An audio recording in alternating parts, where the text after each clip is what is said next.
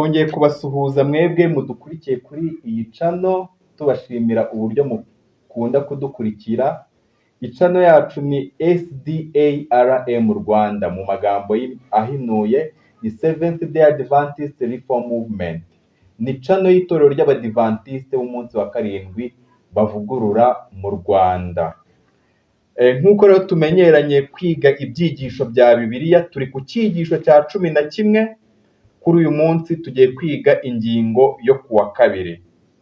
Rero mbere yo kugira ngo dutangire kwiga iyi ngingo, njye muri kumwe uyoboye iki cyigisho nitwa Nshimyumukiza David, nkaba ndi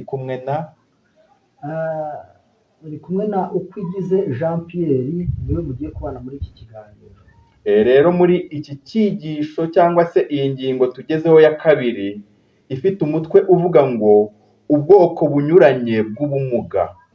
Mbere yo kugira ngo rero twige iyi ngingo, mureke tubanze dupfukame dusenge. Uwiteka Mana yacu, twongeye kugushimira uburyo wabanye natwe muri iri joro ryatambutse, tukaba tugeze muri iki gitondo, ubihimbarizwe.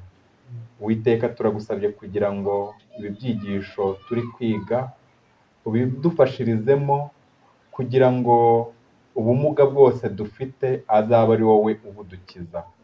Ibyo ukunda kandi ushaka ari bigumye kuduhana ubuntu no kwizera mu izina rya Yesu. Amen. Murakoze. Nyuma y'uko tumaze gusenga, mureke twakire mwene data Ukwigize adukomereze iyi ngingo. Murakoze cyane mwene data David, Imana iguhe umugisha kunyakira kuri iyi cano. Ndabashuhuje mwese abo tubana umunsi ku wundi, abo tubana kenshi, Imana ibahe umugisha. Nk'uko nabarayitse dutangira iki cyigisho umunsi w'ejo, icyigisho kitubwira ngo Yesu ni ikirema cy'i Betesida. Twabonye byinshi mu ngingo yabanje. Y'ejo kuwa mbere yatubwiraga ngo amazi akiza. Rero nabararikiye gukurikirana kandi nkomeje kubararika kugira ngo turusheho kugenda dusobanukirwa n'ibiri muri iki cyigisho. Uyu munsi rero kuwa kabiri, ku itariki 10 Werurwe, tugiye kwigana ingingo itubwira ngo ubwoko bunyuranye bw'ubumuga. Nk'uko twabivuze cyangwa se twabibonye mu ngingo y'ejo, twabonye ikiganiro umwigisha wacu mukuru yagiranye n'imbabare yari iri ku kidendezi cy'i Betesida. Iyi mbabare rero hari ibyo baganiriye na Yesu, twabibonye ejo, ikiganiro batangiye n'uko byagenze. Ariko uyu munsi noneho tugiye kureba uburyo bakomeje ikiganiro cyabo kandi nicyo byabyaye. Ukomeze ukurikirane kandi uzakomeze gukurikirana izi ngingo kugira ngo uzarusheho gusobanukirwa byinshi.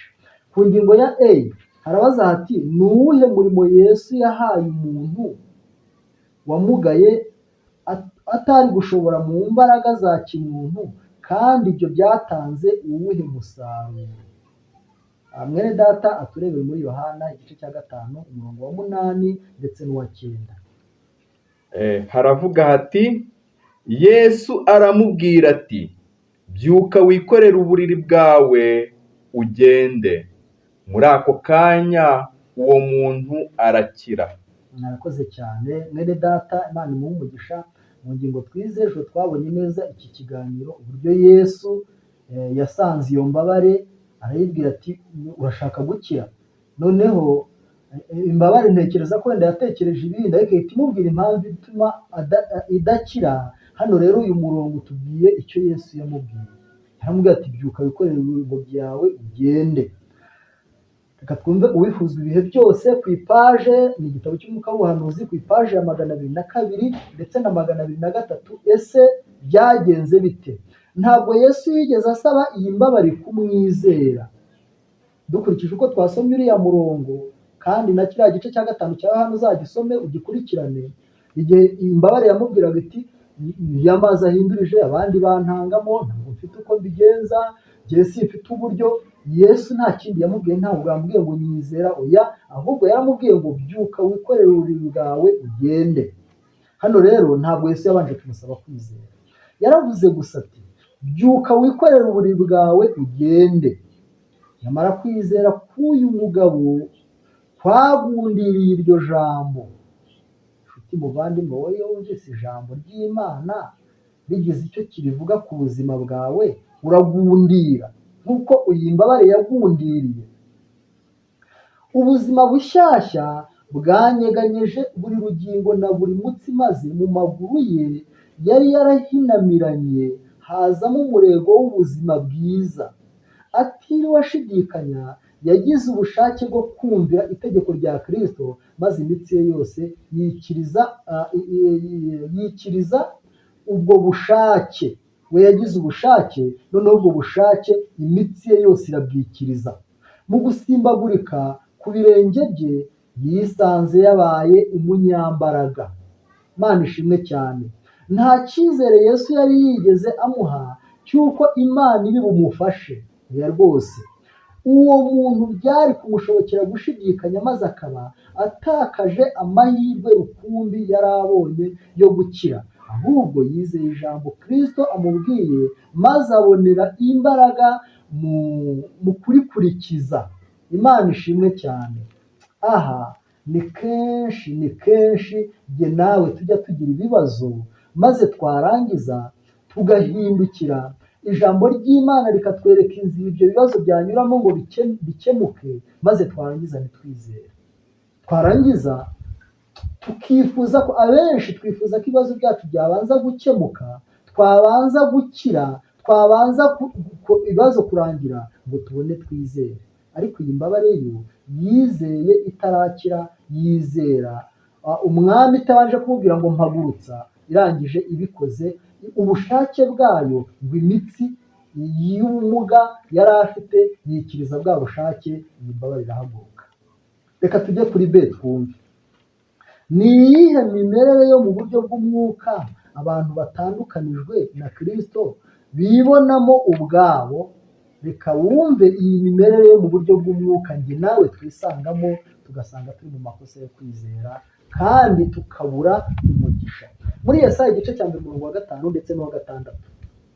Muri Yesaya igice cya mbere umurongo wa 5 n'uwa 6 haravuga ngo, ni iki gitumye mushaka kugumya gukubitwa muzira gukabya ubugome? Umutwe wose urarwaye, umutima wose urarabye. Uhereye mu bworo bw'ikirenge ukageza mu mutwe nta hazima, ahubwo ni inguma n'imibyimba n'ibisebe binuka, bitigeze gukandwa cyangwa gupfukwa, nta nubwo byabobejwe n'amavuta. Akoze cyane. Urumva ni iki gituma mushaka gukomeza gukubitwa muzize urugomo, muzize kugoma? Amagambo meza cyane. Abaroma igice cya 7 umurongo wa 24. Abaroma igice cya 7 umurongo wa 24 haragira hati,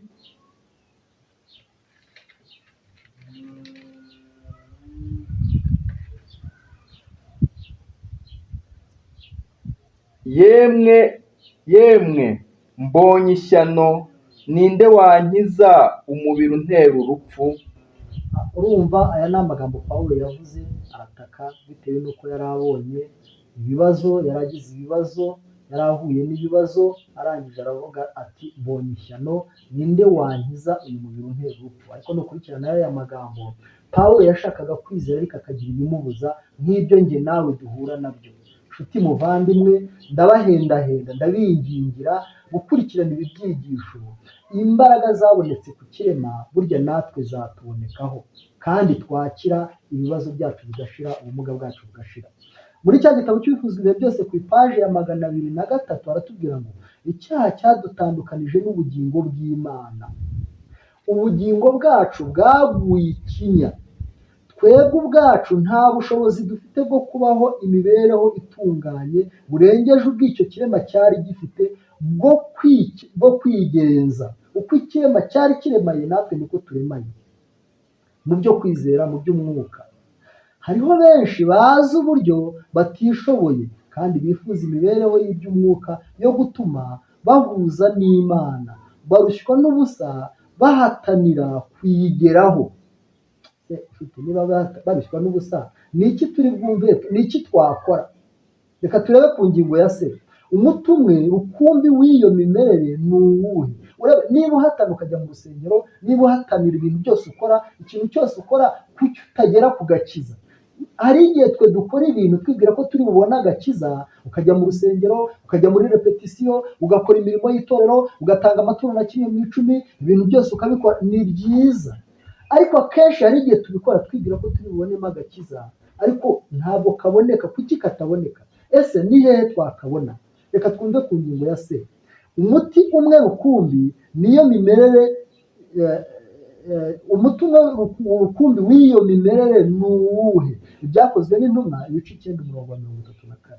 Ibyakozwe n'intumwa ibice 9:34 haranditse hati, Petero aramubwira ati, Ayineya, Yesu Kristo aragukijije, haguruka wisasire. Uwo mwanya arahaguruka. Urakoze cyane. Hano hanatweretse undi muntu witwa Ayineya Petero yakijije, nawe yakize mu buryo bwo kwizera. Yarizeye arakira. Hano cya gitabo kitubwira ngo iki? Umukiza yubitse umutwe areba uwo yaguze amaraso ye. Umukiza yubitse umutwe areba uwo yaguze amaraso ye, akamubwira n'ineza n'impuhwe bitarondoreka, agira ati, mbese urashaka gukira? Aragutegeka ngo uhaguruke ufite ubuzima buzira umuze n'amahoro. Ntutegereze kwiyumvamo ko wakize. Oya rwose, ntutegereze kwiyumvamo ko wakize. Izera ijambo rye, ibyo birashoboka. Urumva, kwizera ijambo rya Kristo birashoboka kandi birahagije kudukiza. Shyira ubushake bwawe muri Kristo. Gira ubushake bwo kumukorera kandi uzabonera imbaraga mu gushaka gukurikiza ijambo rye. Uko ingeso mbi yaba iri kose, ibyifuzo bibi bibaho, ubugingo n'umubiri kubera gusayisha, Kristo ashoboye kandi arashaka kubikubohora. Ubugingo bwapfuye buzize ibicumuro n'ibyaha azabuha kubaho, nk'uko tubisoma mu Befeso igice cya 2:1. Azaha umudendezo imbohe yazahajwe n'intege nke, ibyago n'iminyururu y'icyaha. Ibi bintu ndabibasabira, mureke twizere ijambo ry'Imana, twizere ukuri Imana yavuze, kandi birashoboka ko ibibazo byacu byose n'uburwayi bwacu bwose n'intege nke zacu zose byashira kubwo kwizera umwami Yesu. Nibyo mbifuriza mu izina rya Yesu. Amen.